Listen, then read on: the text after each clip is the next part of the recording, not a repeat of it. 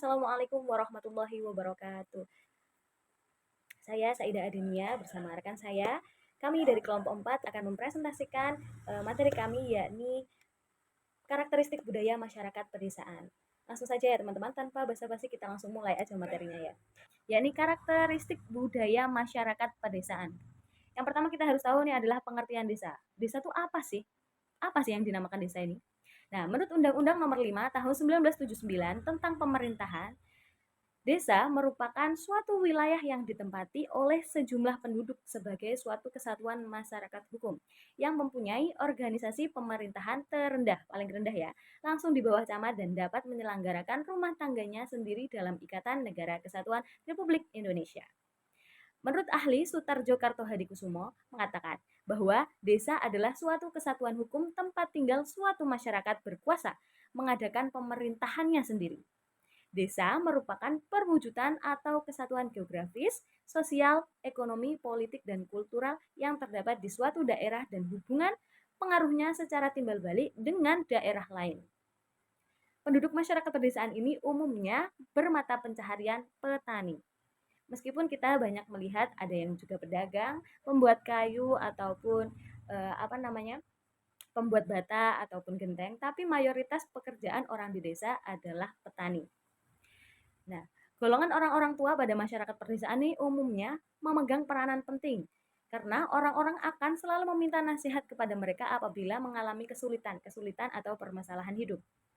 Kemudian ahli juga mengatakan, Nimpomo 1992 menyatakan bahwa di daerah pedesaan kekuasaan pada umumnya terpusat pada individu, yakni seorang kiai, ajengan, lurah, dan sebagainya. Ciri-ciri atau karakteristik masyarakat di pedesaan. Tentunya masyarakat di wilayah pedesaan ini memiliki karakteristik yang berbeda dengan masyarakat perkotaan. Baik dari segi jumlah penduduk, kemudian adat istiadat, terus tradisi ataupun budaya yang melingkupinya. Menurut Jamaluddin, ini ada umumnya penduduk desa ini memiliki 8 karakteristik. Yang pertama yakni umumnya warga desa ini hidup dalam situasi kemiskinan dengan mata pencaharian yang bergantung pada kondisi geografis atau kondisi alam ya teman-teman. Jadi contohnya kayak petani, nelayan, ternak, kerajinan tangan, ataupun pedagang-pedagang kecil. Kemudian yang kedua yakni kehidupan sehari-hari masih memegang teguh tradisi atau nilai-nilai dan adat istiadat secara turun-menurun dan memelihara kelangsungan hidup dan lingkungan. Jadi mereka itu akan terus memegang teguh tradisi yang sudah diberikan oleh nenek moyang mereka gitu.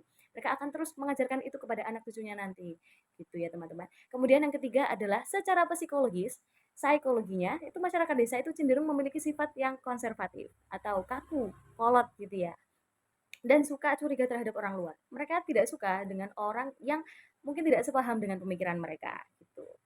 Nah, kemudian yang keempat adalah masyarakat desa sangat terikat dengan lingkungan dan nilai-nilai yang dianutnya. Jadi orang desa itu sangat memegang teguh nilai-nilai yang dianutnya. Kalau di desa tidak boleh memakai pakaian yang sangat pres kayak gitu-gitu. Terus kemudian harus sopan kepada orang yang lebih tua. Itu di desa akan sangat ditekan. Nilai-nilai kesopanan, bagaimana cara menggunakan bahasa yang baik dan benar, menggunakan bahasa krama kepada orang yang lebih tua, gitu ya teman-teman. Seperti itu contohnya. Kemudian yang kelima adalah terbangunnya kekerabatan yang sangat kuat, pola kehidupan masyarakat yang saling bergantung. Di desa itu akan saling bergantung karena di desa akan sering mengadakan mungkin yang ada sangkut pautnya dengan tradisi tadi ya. Biasanya ada genduri, kemudian ada kegiatan apa ya? Kalau biasanya kita ingat itu ada dikir tidak gitu. Nah, itu akan saling bergantung kepada orang lain karena untuk meminta bantuan kepada tetangganya, kepada masyarakat sekitar gitu. Kemudian yang keenam, yakni hidup di desa banyak berkaitan dengan tradisi atau nilai norma adat yang telah berkembang dari satu generasi ke generasi berikutnya sehingga dicap stagnan. Ya, mereka bisa dibilang stagnan karena memang yang diajarkan dari dahulu ya begitu-begitu aja gitu. Mereka akan terus-menerus sampai generasi selanjutnya. Kemudian yang ketujuh adalah keterbukaan dan keterlibatan yang sangat erat dengan rohani yang sangat kental. Kemudian ada sebagian masyarakat yang sangat meyakini nilai-nilai yang bersifat mistis. Talot person ini menggambarkan masyarakat desa adalah sebagai masyarakat tradisional atau Kemenskap yang mengenal ciri-ciri sebagai berikut. Yang pertama adalah afektivitas. Ya ini ada hubungannya nih dengan perasaan kasih sayang, cinta kasih, dan kemesraan. Jadi perwujudannya tuh dalam bentuk apa sih si afektivitas ini? Yakni dalam sikap atau perbuatan orang desa yang suka tolong-menolong, gotong royong, menyatakan simpati kepada seseorang yang terkena musibah, kemudian menolongnya tanpa adanya pamrih. Kemudian yang kedua adalah orientasi kolektif.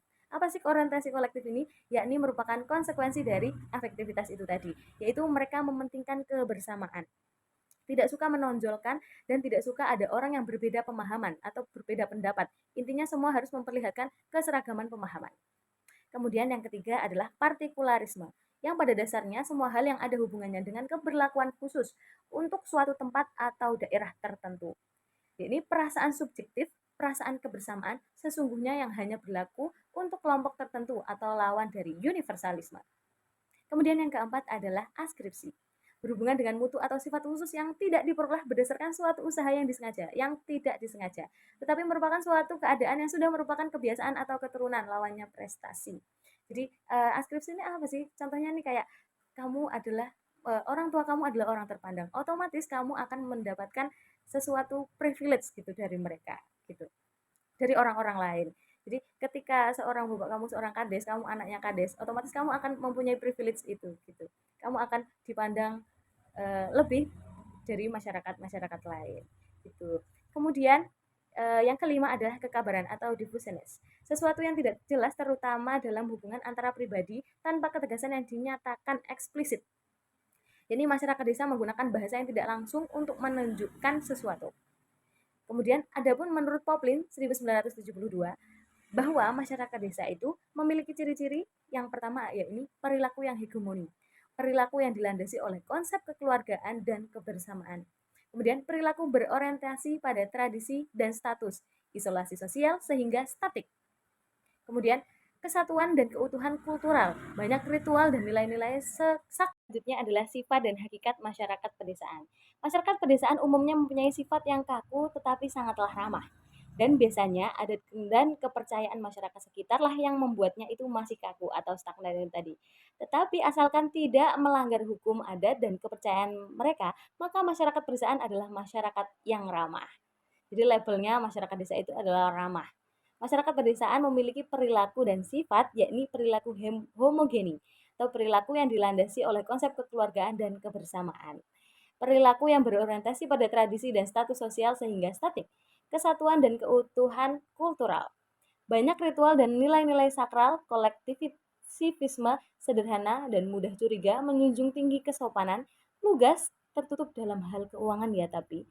Kemudian perasaan minder terhadap orang kota, menghargai orang lain dan suka gotong royong, demokratis dan pastinya kebanyakan religius. Itulah sifat dan hakikat masyarakat perdesaan. Oke, yang selanjutnya adalah berbagai jenis gejala masyarakat pedesaan yang ada di desa. Jadi masyarakat pedesaan ini mengenal berbagai jenis gejala sosial. Khususnya hal ini merupakan sebab-sebab bahwa di dalam masyarakat pedesaan ini penuh dengan ketegangan-ketegangan sosial. Contoh gejala sosial yang pertama adalah konflik. Konflik pertengkaran sebenarnya bukan hanya di desa aja ya, di kota pun juga. Jadi dimanapun akan kita selalu menemukan konflik ya. Bahkan dengan dua orang aja kita bisa berkonflik ya, tentang bertengkar. Jadi pertengkaran yang terjadi adalah masalah rumah tangga ataupun bahkan hal-hal yang menjalar keluar rumah tangga. Kemudian yang kedua adalah kontroversi atau pertentangan. Jadi ini biasanya terjadi akibat perubahan konsep kebudayaan adat dan istiadat. Para ahli hukum biasanya meninjau dari sudut kebiasaan mereka. Kemudian yang ketiga adalah kompetisi atau persaingan. Masyarakat pedesaan adalah manusia yang mempunyai saingan dengan manusia lain. Wujudnya bisa persaingan positif maupun negatif. Sebenarnya kalau kita bilang persaingan ini semua manusia mempunyai naluriah itu ya. Apalagi di desaan, di ibu-ibu itu akan serang apa ya? Masyarakat pedesaan ini umumnya adalah, mohon maaf saya bilang bahwa kepoan ya kan, jadi selalu kepo dengan urusan orang lain, mereka ngapain itu kita selalu pengen tahu gitu, apalagi ibu-ibu yang tukang gosip kayak gitu-gitu ya, sering kita temukan gitu. Jadi apa yang orang lain punya, apa orang lain kenapa, itu mesti aja ada yang mulutnya julid gitu ya kan. Bedalah sama orang kota kan lebih kayak bodo amat, mereka mau ngapain ya silahkan, mau gini gini terserah. Beda kalau kita hidup di desa, Ya karena kembali lagi sama adat istiadat itu tadi ya. Kemudian yang keempat adalah kegiatan pada masyarakat pedesaan. Masyarakat pedesaan bukanlah masyarakat yang senang diam tanpa aktivitas. Mereka itu cenderung suka bergerak atau beraktivitas. Jadi mereka itu banyak yang akhirnya urbanisasi, pergi ke kota gitu ya untuk mencari pekerjaan karena mereka menganggap bahwa di kota itu akan mendapatkan banyak peluang pekerjaan karena memang di desa adalah lebih sedikit ya peluang pekerjaannya gitu. Oke, selanjutnya akan dilanjutkan oleh teman saya yakni Baihaqi. Dan materi yang kedua yaitu samara dakwah masyarakat perdesaan. Salah satu kegiatan yang dapat dilakukan untuk berdakwah di pedesaan yakni pemberdayaan masyarakat.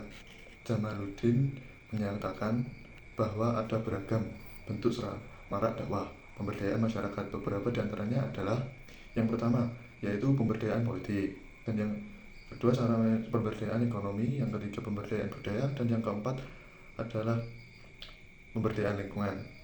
Dan yang pertama itu pemberdayaan politik, meningkatkan kesadaran masyarakat tentang pentingnya memilih pemimpin dan kompetensi aspiratif seperti politik desa juga bisa. Dan yang kedua itu ekonomi, pemberdayaan ekonomi, meningkatkan kemampuan masyarakat sebagai konsumen yang menanggung dampak negatif pertumbuhan ekonomi serta memberikan bentuk atau pinjaman lunak untuk mengembangkan usahanya seperti toko, pertanian atau kebun, juga bisa untuk menjadi sejahtera masyarakatnya tersebut. Dan yang ketiga itu pemberdayaan budaya sosial, meningkatkan kemampuan sumber daya manusia dan perlakuan yang adil terhadap manusia serta memberikan pemahaman tentang peningkatan kualitas sumber daya manusia. Budaya-budaya yang bisa meningkatkan ekonominya dari pedesaan tersebut masyarakat. Yang keempat pemberdayaan lingkungan, melakukan program perawatan dan pelestarian lingkungan serta memberikan pengertian dan pemahaman tentang perawatan tanaman, lestari hutan, dan kebersihan sungai yang di lingkungannya sendiri atau di lingkungan sekitar tersebut biar agar nyaman saat melakukan aktivitasnya sehari-hari. Tujuan pemberdayaan masyarakat itu tujuannya dari pemberdayaan masyarakat ini adalah untuk meningkatkan kesadaran, kemampuan, dan kualitas hidup masyarakat pedesaan serta untuk menciptakan masyarakat yang lebih sejahtera, adil, harmonis, dan alam sekitarnya. Dan selanjutnya yaitu C. Pendekatan dakwah tradisional. Pendekatan dakwah tradisional itu ada metode dakwah tradisional, ada dua juga yaitu ceramah, khutbah, pengajian, dan majelis taklim. Dan yang kedua itu media tradisional. Yang pertama ceramah, khutbah, pengajian, dan majelis taklim. Ini metode dakwah tradisional langsung atau secara lisan dan berbasis kebiasaan masyarakat setempatnya, seperti khutbah di hari Jumat itu juga bisa dinyatakan dakwah tradisional.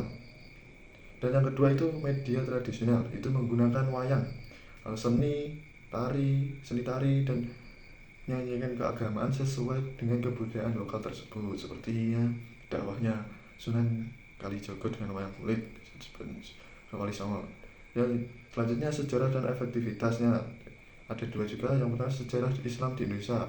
Metode ini efektif dalam penyebaran Islam di Nusantara seperti yang dicontohkan oleh Wali Songo. Yang kedua itu pendekatan kultural, menggunakan seni dan budaya lokal untuk menyebarkan Islam di pedesaan tersebut biar masyarakat mengetahui. Dan selanjutnya yaitu arah pemikiran dakwah kultural. Juga ada dua, yaitu dakwah kultural sebagai metode, yang kedua dakwah kultural sebagai substansi. Dakwah kultural sebagai metode menggunakan kegiatan kultural sebagai metode dakwah.